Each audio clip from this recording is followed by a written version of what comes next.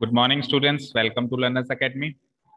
So today, first of all, we will solve question number 5, which was remained pending yesterday, and then we will start the new topic: equation reducible to a pair of linear equations in two variables. तो पहले question number 5 देखेंगे. Okay.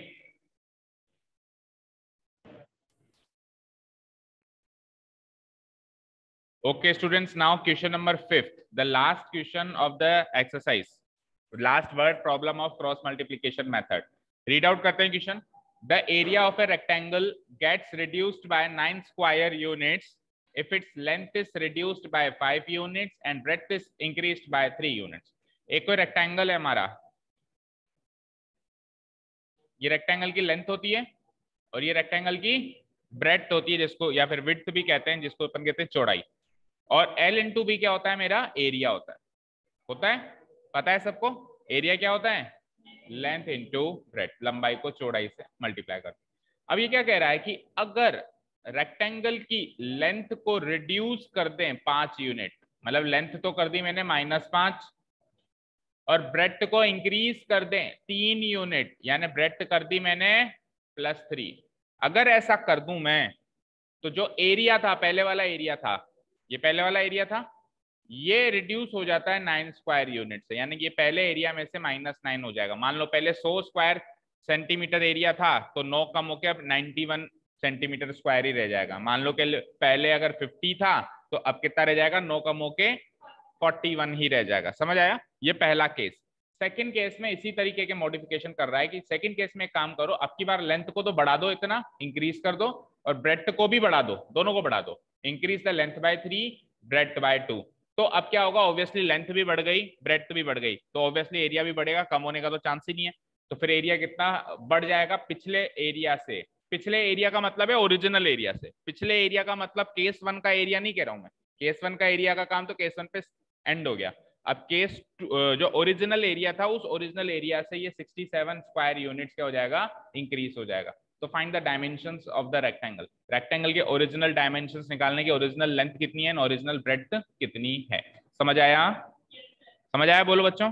चलो, तो to start this question, first of all let's draw a rectangle. वैसे देखो, rectangle ना भी बनाए तो काम चल जाएगा, बट एक फील मिल जाता है कि हाँ रेक्टेंगल का क्वेश्चन करना है. तो फीलिंग ले लो, बनाओ एक रेक्टेंगल. बन गया? बोलते ही बन जाना चाहिए.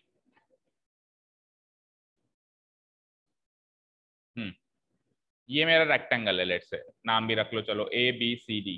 क्योंकि वैसे अभी अपन ज्योमेट्रिक पार्ट नहीं कर रहे हैं, अभी अपन अलजेब्रिक चैप्टर्स ही निपटा रहे हैं पहले, है ना. ज्योमेट्रिक पार्ट में तो क्या होता है, फिगर बनाना कंपलसरी हो जाता है, सारी बातें. अभी इस वाले क्वेश्चन के लिए आप बनाओ तो भी ठीक, ना बनाओ तो भी ठीक, बट चलो अपन पूरा फील लेते हैं क्वेश्चन का, तो इसीलिए अपन बना देते हैं ABCD, है ना. ये जो पार्ट है AB, इसको अपन लेंथ बोलते हैं. लेंथ को अपन L से डिनोट करा सकते हैं ना भाई. This is my length. चाहे से AB ले लूं, चाहे से CD ले लूं, दिस इज लेंथ. और फिर इसको क्या कहते हैं? ब्रेड्थ. यहां से देखें, ठीक है. और अंदर वाली जो खाली चीज दिख रही है, ये जो खाली चीज दिख रही है, इसको क्या कहते हैं? एरिया. हिंदी में क्षेत्रफल. A equal to L into B. This is the area जो उसके अंदर है, राइट. चलो, अब क्या पूछा है आपसे क्वेश्चन में? पूछा क्या है? फाइनल क्वेश्चन क्या है आपका? श्रेष्ठ, क्वेश्चन में क्या पूछा है? उठ के यहाँ आ जा, खड़ा हो बीच में से, यहाँ पे आ. और स्क्रीन से एक टुक भी नजर नहीं हटनी चाहिए. नहीं, यहां से उठा के मारूंगा. स्क्रीन पे नजर गड़ी हुई होनी चाहिए, आगे पीछे ऊपर नीचे दाएं बाएं कहीं नहीं देखना. इधर बैठ जा, बिल्कुल गड़ी हुई होनी चाहिए वहां पे स्क्रीन पे नजर. समझिए क्या पूछा है आपसे क्वेश्चन में? Find the dimensions of the rectangle. Rectangle की डायमेंशंस क्या होती हैं? उसकी लेंथ और उसकी ब्रेड्थ. ये दो चीजें आपसे पूछी हैं. इतने सारे क्वेश्चंस कर लिए अब तक, तो ये चीज शायद रट गई होगी कि इस चैप्टर में, पर्टिकुलरली लीनियर इक्वेशंस के चैप्टर में, जो चीज पूछी जाती है उसी को ही एक्स एंड वाई माना जाता है. तो ऑब्वियसली लेंथ एंड ब्रेड्थ पूछा है, तो लेट अस से लेंथ को मान लेते हैं एक्स एंड ब्रेड्थ को मान लेते हैं वाई. दूसरी चीज, एक और चीज समझो. देखो, ये एक्स और वाई वेरिएबल्स हैं. जरूरी नहीं है कि एक्स और वाई रखा जाता है, आप ए और बी भी रख सकते हो. आप फलाना एंड डिंगड़ा भी रख सकते हो, ठीक है ना। आप लेंथ को एल और ब्रेड्थ को बी भी रख सकते हो अगर आप उसमें कंफर्टेबल हो। भाई लेंथ को एल रख दिया और ब्रेड्थ को बी भी रख दिया। अभी अपन एक्स एंड वाई से कर रहे हैं, लेकिन ये छूट सबको दी हुई है, कोई भी दो वेरिएबल मानने हैं आपको तो, है ना। चलो तो लेट द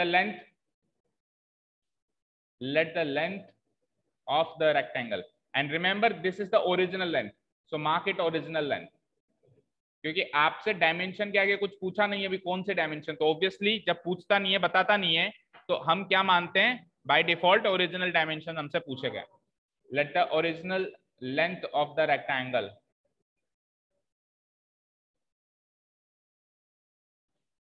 बी एक्स। अब लेंथ वैसे किस, लेंथ की यूनिट क्या होती है, जैसे मैंने कहा लेंथ 10 है तो 10 क्या आ गया, क्यों सेंटीमीटर नहीं हो सकती, किलोमीटर नहीं हो सकती, फिट नहीं हो सकती, तो कोई भी लंबाई की यूनिट हो सकती है। इस क्वेश्चन में गिवन नहीं है, तो इस क्वेश्चन में यूनिट्स गिवन है, यूनिट्स। अब यूनिट आप मीटर भी हो सकता है, सेंटीमीटर, किलोमीटर, मिलीमीटर, कोई भी लंबाई की जो यूनिट होती हो सकती है। तो जब गिवन ही नहीं है तो मैं लिख देता हूँ यूनिट्स, एक्स यूनिट्स। अगर मीटर में गिवन होता तो मीटर डाल देता। Okay, let the original length of the rectangle be X units and साथ में ब्रेड्थ भी कंसीडर कर लेते हैं, and the original breadth, original breadth of the rectangle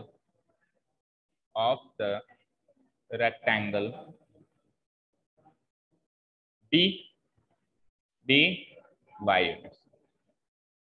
अब क्योंकि मैंने लेंथ एंड ब्रेड्थ को एक्स एंड वाई मान लिया है तो मैं यहां भी मॉडिफिकेशंस कर लेता हूं ताकि पूरा फील मिलेगा। भाई ये तो है x, ये तो है मेरा x, यहां से लेके यहां तक की जो लंबाई है ये है x, और ये जो लंबाई है b से लेके c ये है y। और फिर उस हिसाब से एरिया क्या हो जाएगा, क्या हो जाएगा, x into y। ओके, क्योंकि मैंने लेंथ एंड ब्रेड्थ को एक्स एंड वाई मान लिया तो उस हिसाब से रेक्टेंगल कुछ इससे मेरे माइंड में पिक्चर बन रही है कि अच्छा ये एक्स है, ये वाई है, और ये एरिया एक्स इंटू वाई है, ये ओरिजिनल लेंथ है, ये ओरिजिनल ब्रेड्थ है। ओरिजिनल एरिया भी लिख दो। सो द ओरिजिनल एरिया, अभी केवल अपन ओरिजिनल चीजों की बात कर रहे हैं। The original area of the rectangle equal to हो जाएगा लेंथ इंटू ब्रेड्थ, यानी एक्स इंटू वाई। और एरिया का यूनिट क्या होता है, स्क्वायर मीटर, सेंटीमीटर स्क्वायर, ये किलोमीटर स्क्वायर, कुल मिला के स्क्वायर करके कुछ ना कुछ यूनिट आएगा, तो इसको हम मार्क कर देंगे स्क्वायर यूनिट्स। स्क्वायर यूनिट, अब तो क्वेश्चन में भी गिवन है, area is gets reduced by 9 square units, square units. तो हम यहाँ पे भी क्या कर देंगे, X into Y this much of square units. Clear है यहाँ तक, कोई डाउट नहीं है। चलो अब केस 1 स्टार्ट। ये तो ओरिजिनल अजम्पशन है हमारे, भाई लेंथ हमारी एक्स है, ब्रेड्थ हमारी वाई है, एरिया हमारा एक्स इंटू वाई है। एक्स इंटू वाई को शॉर्ट में एक्स वाई भी लिख सकते हो, एक्स वाई सिंपली लिख दो। चलो एक काम करो, एक्स वाई, क्योंकि जब अपन इक्वेशन में लिखेंगे तो एक्स इंटू वाई लिखने में बड़ा दिखेगा, तो शॉर्ट में लिख देंगे एक्स वाई स्क्वायर यूनिट। चलिए केस वन में कुछ मॉडिफिकेशंस हैं, तो मॉडिफिकेशंस अपन लेंथ और ब्रेड्थ में करेंगे ना। तो केस 1 में जो हमारा रेक्टेंगल है वो कैसा दिखाई देगा उसकी बात करते हैं। इधर स्टार्टिंग में मैं एक रेक्टेंगल बना देता हूँ, ठीक है। चलो तो बताओ भाई केस 1 में क्या क्या कर रहा है वो, मॉडिफाइड लेंथ, थोड़ा नीचे से लिख देता हूं, मॉडिफाइड लेंथ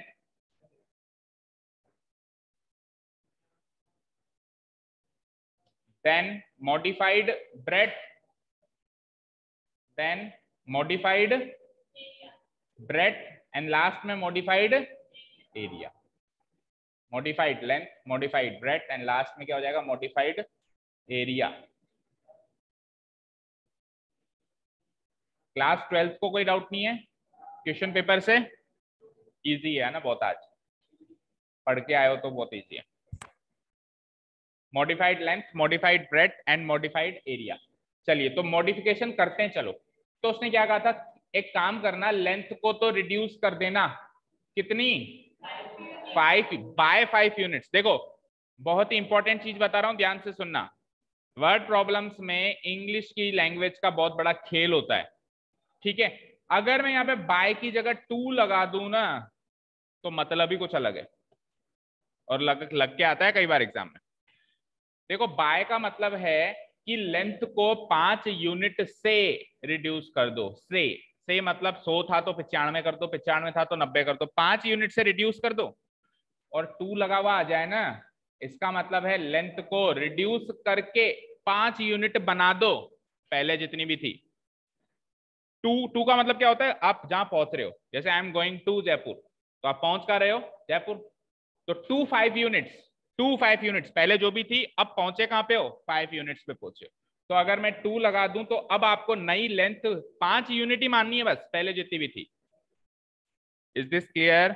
एक प्रीपोजिशन क्वेश्चन बदल देगा, ठीक है। तो वो माइंड में रख के चलना, इस टाइप का क्वेश्चन आ जाए तो। क्लियर है? तो हाल फिलहाल तो बाय है, तो बाय का मतलब पिछले लेंथ से 5 यूनिट कम कर देनी है। अब पिछली लेंथ क्या थी साहब, एक्स, क्या थी, एक्स, उससे कितनी कम कर देनी है, 5 यूनिट कम कर देनी है। तो नई लेंथ, इसको भी एबीसीडी मार्क कर लो, क्योंकि पहले भी रेक्टेंगल एबीसीडी लिया आपने। तो जो नई लेंथ है, वो तो ओरिजिनल रेक्टेंगल था पहले, अब ये नई लेंथ जो हो गई वो क्या हो गई, x-5। अच्छा इधर भी लिख दो x-5 यूनिट्स। अब मॉडिफाइड ब्रेथ सुन लो जरा, इंक्रीज करनी है 3 यूनिट, दिख रहा है, breadth is increase by 3 units.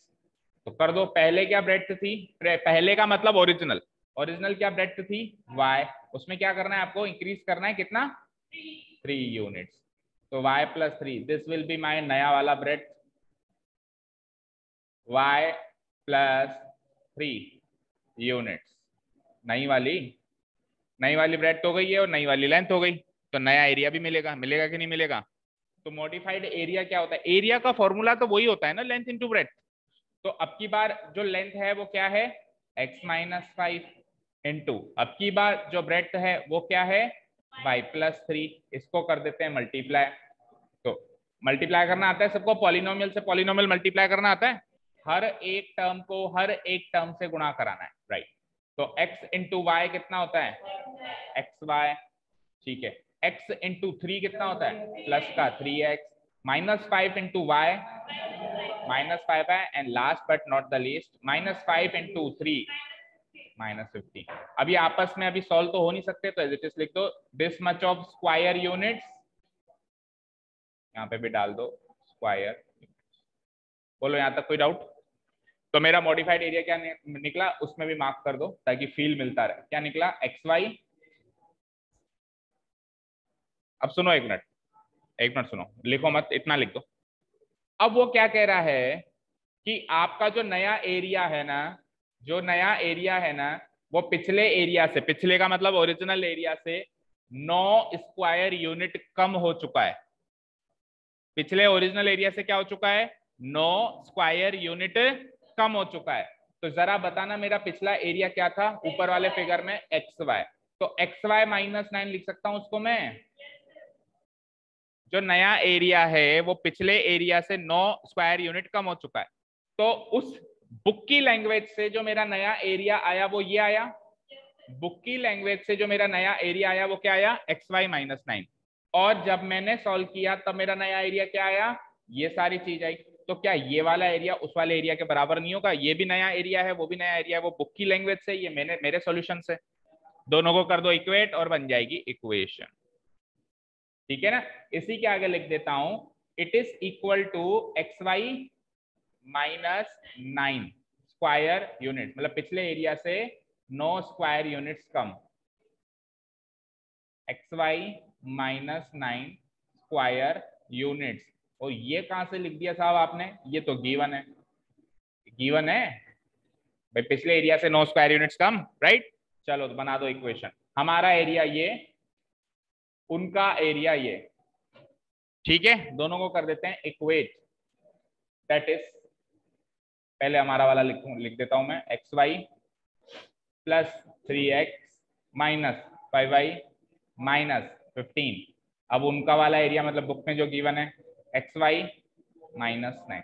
अब कई बच्चों को ये लग रहा होगा स्टार्टिंग से कि ये xy कहां से निकल के आ गया, हमारी इक्वेशन तो x और y में चलती थी, xy एक नई टर्म बन गई, तो कोई बात नहीं, बनी है तो कट भी जाएगी, बनी है तो कट भी जाएगी, हमारी इक्वेशन तो उसी फॉर्म में मिलेगी जिस फॉर्म में हमको पसंद है।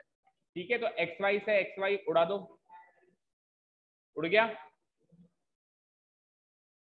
एक चीज मैंने आपको पहले भी बताई है, फिर से बता रहा हूं, जब अपन न्यूमरेटर को डिनोमिनेटर से काटते हैं तब अपन एक ऐसे कट का निशान लगा देते हैं, कट का निशान लगा के इसको लिख देते हैं 2, और वो वैलिड भी है मैथ्स में, वो वैलिड भी है मैथ्स में, से काट के और अपन लिख देते हैं। लेकिन जब अपन इक्वेशन में LHS से RHS काटते हैं तब आप काट तो रहे हो लेकिन आप कट का निशान नहीं लगाओगे, ऐसे कट का निशान नहीं लगाओगे, मन के अंदर लगाओगे भाई कट गया। ठीक है ना, अब मैं तो क्यों लगाता हूँ, मैं इसलिए लगाता हूँ आपको तो समझ में आए मेरे मन में क्या चल रहा है, आप थोड़ा अंदर जाके झांक के देखोगे। ठीक है, इसलिए मैं तो लगा देता हूँ, लेकिन आप, मैं बार बार रिपीट नहीं करूंगा, पूरे कोर्स में ये ध्यान रखना है, पूरी 10th क्लास में, कि LHS से RHS में जब कुछ काटते हैं तो वो कट गया लेकिन कट का निशान नहीं लगता है। न्यूमरेटर से डिनोमिनेटर में कट का निशान लगा सकते हो। तो क्या करोगे आप, अगली स्टेप में ना इसको लिखोगे ना इसको लिखोगे, बाकी चीजों को लिख दोगे तो मान लिया जाएगा कि वो कट गया। Is this clear? ठीक है, तो xy हटा दो, क्या बचा 3x माइनस, और एक और चीज याद रखो, यहाँ पे xy पॉजिटिव है, वहां पे भी xy पॉजिटिव है, इसलिए कटा है। अगर कल को यहाँ पे नेगेटिव आ जाए तो कट नहीं सकता, फिर तो ये 2xy हो जाएगा, डबल हो जाएगा। ठीक है ना, साइन सेम होना चाहिए काटने के लिए, या फिर दोनों जगह माइनस होना चाहिए, यहाँ पे भी माइनस xy यहाँ पे भी माइनस xy, तो कट सकता है, या फिर दोनों जगह प्लस होना चाहिए तो कट सकता है। ठीक है, 3x माइनस 5y माइनस 15, चलो कांस्टेंट टर्म तो बचाना वहां पे भाई, xy से xy तो कटा है, कांस्टेंट टर्म तो बचा है, माइनस साइन को इधर बुलाओ, +9, अब उधर कुछ नहीं बचा, 0। हाँ, कौन से मेथड से सॉल्व करोगे, क्रॉस मल्टीप्लीकेशन, तो ठीक है फिर तो इसी फॉर्म में चलने दो, एक लास्ट क्वेश्चन ही है, चलो कर लो उसको क्रॉस मल्टीप्लीकेशन से। 3x minus 5y minus 15 plus 9 कितना होता है, -6 equal to 0। This is my first equation,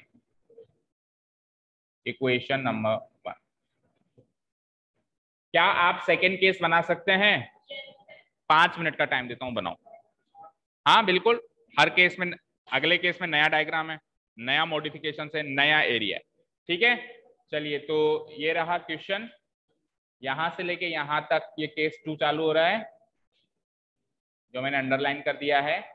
इस लाइन को रीड करके आप केस 2 बनाओ। देखो मैंने जानबूझ के हमें ब्लॉक कर दिया, ब्लॉक कर दिया मतलब आप केस 1 मत रीड कर लेना, केस 1 मत रीड कर लेना, केस 1 का काम केस 1 पे खत्म हो गया, अब ओरिजिनल से वापस केस 2 पे आना। ओके, चलो बनाओ।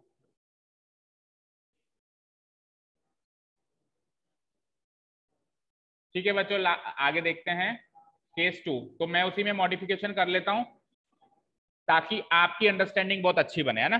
तो केस 2, इसी में मॉडिफिकेशन करने का एक ही उद्देश्य है, उसको हटा के इसको लगाते हैं, उसको हटा के इसको लगाते हैं, तो समझ में बहुत अच्छा आता है, अच्छा ये हुआ, पहले ये था, अब की जगह अब की बार ये हो रहा है, और फिर से सारी बात लिखेंगे तो उतना अच्छा समझ नहीं आएगा ना। आपको तो ऑब्वियसली लिखना है, आपको लिखना है, आप मत काट के कर देना कि सर ने ऐसे कहा था कि काट के कर दो, है ना। केस 2, ओके, तो केस 2 में मॉडिफिकेशंस देखता हूं मैं क्या क्या है। ये तो पिछले मॉडिफिकेशंस हैं, राइट, ये तो पिछले मॉडिफिकेशंस हैं। अब की बार नए मॉडिफिकेशन ये हैं कि लेंथ को बढ़ाना है 3 यूनिट, ब्रेड्थ को बढ़ाना है 2 यूनिट। अच्छा, दोनों को दो दो बढ़ाना है, घटाना किसको नहीं है, तो इसको तो बढ़ाना है 3 यूनिट, इसको बढ़ाना है 2 यूनिट, और ऐसा करने से एरिया भी बढ़ेगा। जब दोनों ही चीजें बढ़ा रहे हैं तो कॉमन सेंस की बात है, एरिया घटने का चांस नहीं है। अब एक चीज बढ़ा रहे हैं, एक चीज घटा रहे हैं, तो फिर दोनों चांस है, एरिया बढ़ भी सकता है और एरिया घट भी सकता है। ओके, तो area is increase by how much, 67। ये बन गया, एक ग्राफ में प्लॉट करने से आधी बातें समझ में आ गई। अब बस इधर फॉर्मेलिटी के तौर पे लिख दो कि ये तो कितना हो गया +3, ये कितना हो गया +2, और एरिया निकालते हैं पहले तो। ये गिवन कितना हो गया, गिवन तो हो गया xy + 67, ये तो गिवन हो गया बुक के अकॉर्डिंग। अब हम हमारा एरिया निकालते हैं, भाई हमारे अकॉर्डिंग वो क्या हुआ, xy तो बनेगा, उसको तो रहने दो एज इट इज, बोलो x + 3 and y + 2, x into y xy, x into 2 2x, 3 into y 3y, and 3 2 जा 6।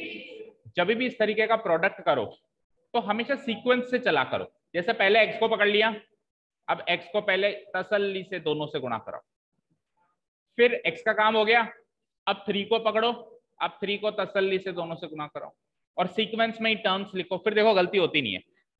हम ऐसे करते चलो x को y से कर दो, चलो एक काम करो 3 को y से कर दो, चलो एक काम करो पहले 3 को 2 से कर दो।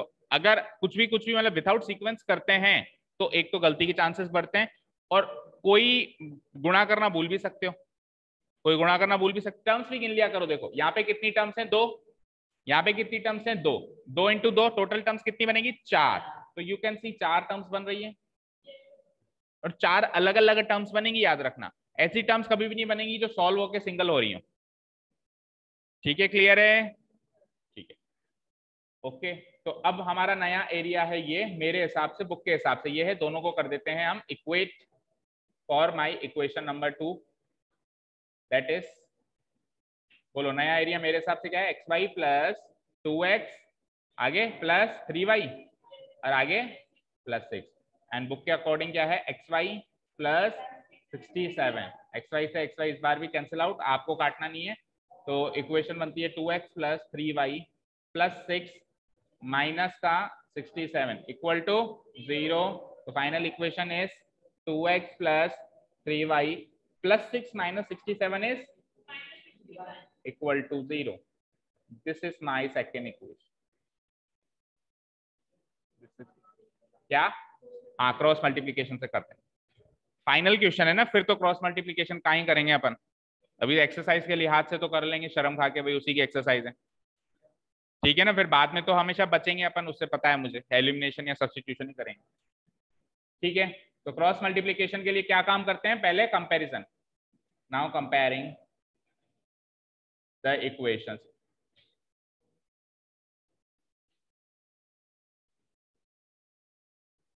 with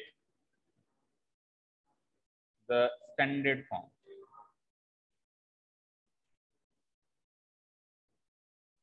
That is, standard form is a1x plus b1y plus c1 equal to 0 and a2x plus b2y plus c2 equal to 0.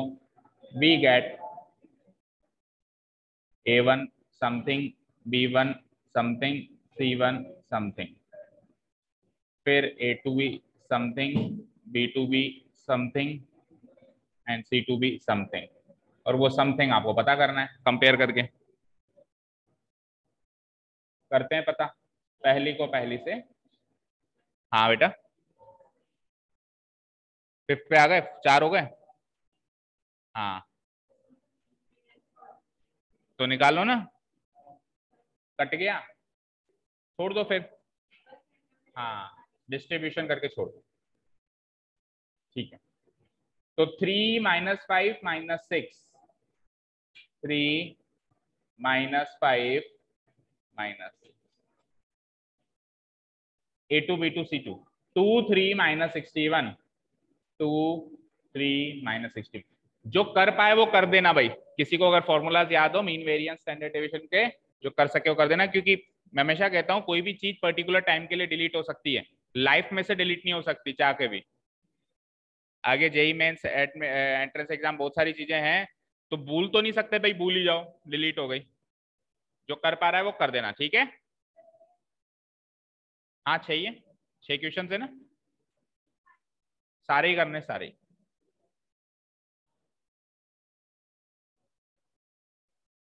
ठीक है जी, a1 b1 c1 a2 b2 c2 ये वैल्यूज आ रही हैं मेरे हिसाब से, सही है, मैच हो गई। ओके, तो क्रॉस मल्टीप्लीकेशन से अपन इनको अरेंज करते हैं। Now arranging the coefficients,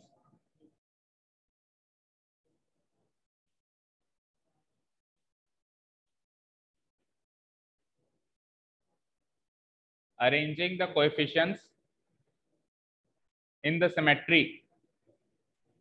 symmetry में अरेंज करते हैं। सिमेट्री का मतलब होता है एक सिस्टम, एक सिस्टम में उसको अरेंज कर रहे हैं। वी हैव, याद है क्या सिमेट्री, x डिवाइडेड बाय, बोलो क्या आता है, b1 c2 माइनस क्या, B2C1, वेरी गुड। y की शुरुआत C1 से होती है, C1A2 माइनस C2A1। देखो ऐसे याद रखा करो, 1 2 2 1 1 2 2 1 BC BC CA CA। अब 1 के आगे क्या जाएगा, AB AB, और 1 2 2 1 A1 B2 माइनस,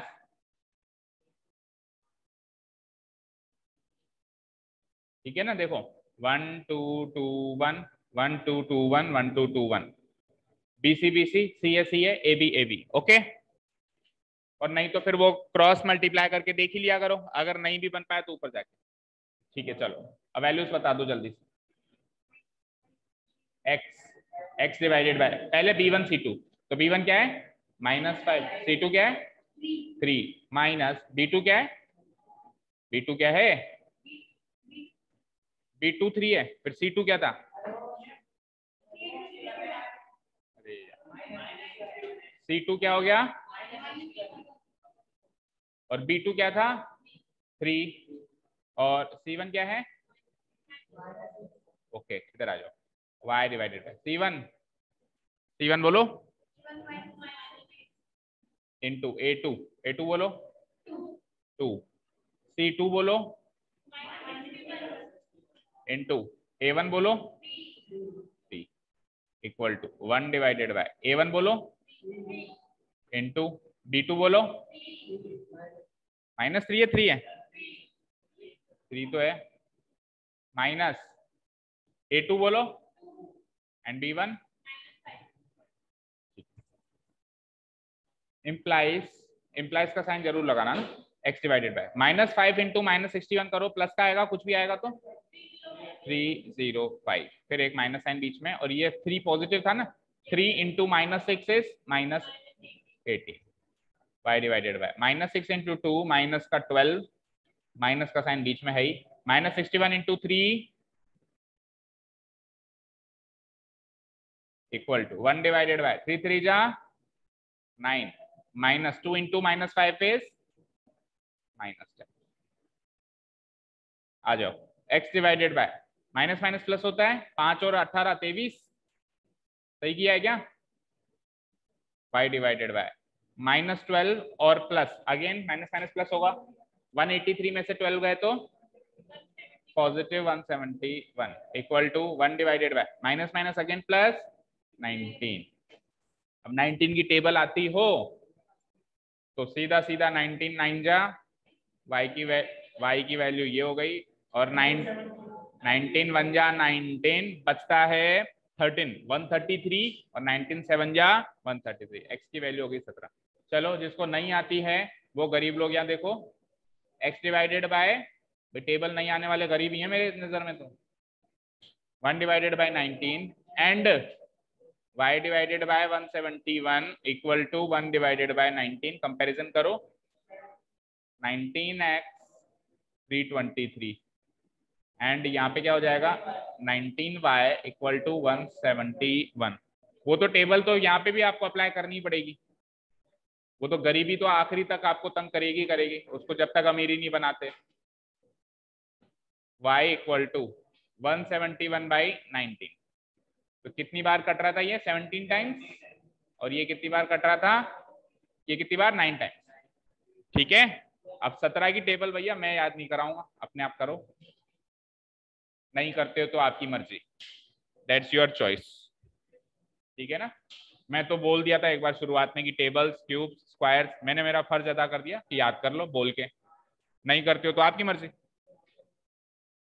ओके जी, तो x equal to 17 and y equal to 9, so final unique solution है मेरे पास x comma y equal to 17,9। चलो जी, तो ओरिजिनल लेंथ एंड ब्रेड्थ की बात करते हैं। ओरिजिनल लेंथ क्या मानी थी हमने, x, original length of the rectangle, ये हमने मानी थी x, कितनी निकली यूनिट्स, एंड ओरिजिनल ब्रेड्थ हमने मानी थी y, original breadth of the rectangle, ये मानी थी हमने y इक्वल टू 9 यूनिट्स। ठीक है, पीछे से मैच करो आंसर एक बार। सही है। अब इसको जस्टिफाई करके देख लो फटाफट, फटाफट से जस्टिफाई करते हैं। देखो ये है लेंथ, ये है ब्रेड, ठीक है। ओरिजिनल केस 1 एंड केस 2, बोलो ओरिजिनल लेंथ कितनी है? 17। ओरिजिनल ब्रेड कितनी आई? केस 1 में क्या किया था लेंथ के साथ आपने? कम किया था, कितना? -5। तो 17 -5 कितना हो जाएगा? 12। और ब्रेड के साथ क्या किया था जरा बताओ? +3। तो 9 + 3 कितना हो जाएगा? 12। केस 2 में क्या किया था आपने लेंथ के साथ, ओरिजिनल के साथ? +3, 17 और 3 20। और ब्रेड के साथ क्या किया आपने? +2, 11। चलो अब एरिया निकालो हर एक केस में। इसमें एरिया क्या निकला? 17 9 जा, अभी अभी आपने निकाला 153, ठीक है। इसमें 12 × 12, ये 17 × 9 144, ये एरिया है केस 2 का। केस 3 का एरिया 220। चलो देखते हैं। तो केस 1 में एरिया जो है कम हुआ है, कितना कम हुआ है? 6 और 3 -9। उसने भी यही कहा था भाई केस 1 में एरिया -9 हो जाता है। देखो रिड्यूस्ड बाय 9 लिखा है ना, जस्टिफाइड। अच्छा केस 2 में एरिया देखो ओरिजिनल से कंपेयर करना, तो 153 से 220 आया आप, तो प्लस का कितना हो गया? 67। तो उसने भी यही कहा था कि ओरिजिनल एरिया से 67 बढ़ जाओगे, बढ़ गए, जस्टिफाई हो गया। समझ आया? क्लियर है? कोई डाउट नहीं है? ओके, तो नेक्स्ट टॉपिक है ये, उसके लिए नेक्स्ट वीडियो पे मिलते हैं। Thank you so much for listening to us and come back, change the video and come back.